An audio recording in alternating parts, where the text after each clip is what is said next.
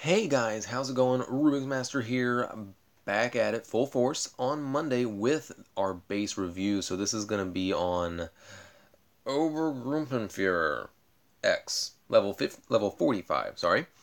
So, I do not know what defensive units he has, but he does have the level 6 command center, which is nice. Stick around there as long as you can. And level 3 health pad, level 4 barracks, level 6 war factory. All pretty awesome. But we're going to have to just look at the turrets, the base design, where the walls are, and the landmines. The landmines are where a lot of people go wrong.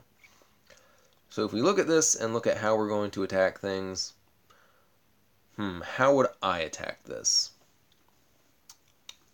So you do have a solo boosted railgun here. That's awesome. That's great. It's always nice to have the solo boosted railgun. Really helps, especially in speed attacks. Like in this, when I was I'm only level 46, but not too long ago, I was still using rhinos and Humvees as rush attacks, especially against bases like this that have a lot of salvo or howitzers. So a solo charged railgun really helps bust those tanks out of the way pretty quick. The issue here is you do only have 2 railguns. And I'm fairly confident I could take out those railguns and still have 1 or 2 of my tanks left. And then it's not that big a deal to take out the salvo turrets, especially since salvo turrets have recently been nerfed. You may want to work a howitzer in there, maybe 2. Flaks, 2 flaks, it is generally good to have 2 anti-air turrets, though the salvos do work kind of as anti-air turrets as well.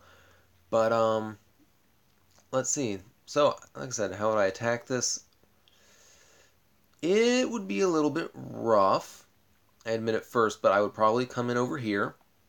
If I was using my Humvee platoon, I would come in over here, just rush in and destroy this salvo turret here. I would still be out of range of these salvo turrets and the railguns. And then I would probably pop this wall right here, because I can't select it because it's stupid. In between the salvo turret and the barracks, I would pop that wall. And then I would rush in, pop this wall as well, and that's just to avoid the AT mines. This way, I wouldn't worry about this way too much, because the AT mines would be kind of inconvenient for me. And, I'd come in this way anyway to go ahead and knock out this, because I can knock out this salvo turret and not have to worry about it while I attack these salvo turrets, whereas if I rushed in to attack these salvo turrets, this one would be hitting me the whole time. And the railguns, yep, I'd just be taking the railguns out as fast as possible, not letting them damage me. And again, it all kind of boils down to what your defending units are as well. You do have it pretty well here, your helipad. I can't really get at it without being in range of the salvo turret. Maybe I could if I had M270s coming around the corner of the mountain. But it'd be a little bit difficult to get in. And up here, the barracks are nicely protected. You can't really get at those without being in range of anything, and the war factory as well. So your buildings, your unit deploying buildings are protected fairly well. And the landmines. You do have all AT, which is nice. I don't understand why some people have anti-personnel. But as far as placement, so your right side placement is very, very strong. It basically stops anyone from coming in this way, because I'm not going to trust my units not to spread out and get totally wrecked by those AT mines. It makes me have to come in this way. And this mine right here is pretty inconvenient for me, which is why I'd have to break these walls and cut through the middle, and that would just burn time and take extra damage, which is not cool. Now I'm trying to figure out what the difference between this landmine being here versus being out here would be. Because where it is, it does block the pathway, but out here it would 100% protect your helipad. And depending on what you have in your helipad, you can watch your own defense reviews and you know kind of where the strengths and weaknesses are. If your helicopters getting out of your helipad are a sore point on many occasions, you may want to just move your minefield out a little bit and protect it to make sure all your defensive units get out. If it's not an issue, leave the minefield where it is, because that really does hinder someone's progression through your base.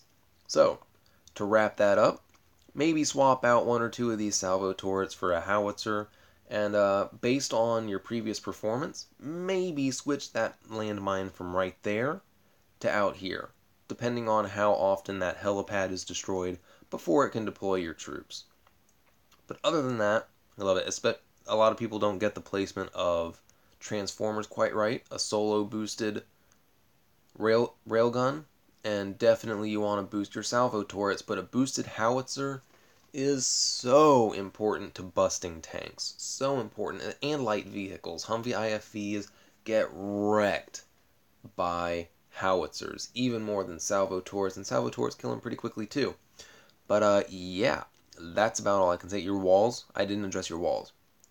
Your walls are pretty good. I have a little trouble myself trying to figure out the walls. I just try and I adjust their positions ever so slightly based on how I'm attacked, and I watch how enemy units are funneled into my base. And I'll just make minor adjustments doing that. This way, it seems like you'll be funneled in pretty well. If you could use this wall right here somewhere else, you could probably get rid of it, seeing as you have two landmines here. Maybe just move the landmines slightly closer together, and you could use that wall somewhere else. But that's about it. Overall, pretty solid, I think, just because of the change in how salvo turrets are and a couple other things. You may need to rethink what turrets you use, but other than that, pretty cool. So if you would like me to review your base next, pop me a message in-game. It is Rubik's Master, just like the channel. And yeah, maybe you could be reviewed next week.